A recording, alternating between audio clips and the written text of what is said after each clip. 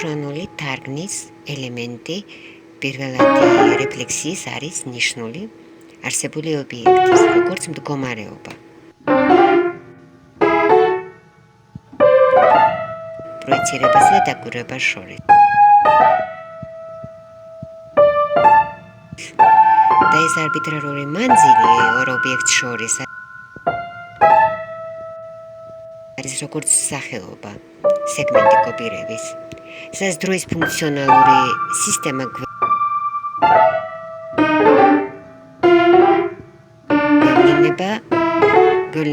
გვევლინება მეორე დუპლიკატად არსებული ღერძის. მაგალითად, ფორმა არის გეზღვარი იდენტურობის ობიექტს შორის, როგორც არეკლის ოპტიკური მასალა, ესთეტიკური ასიმპტომური ქცევის ექსპონატი.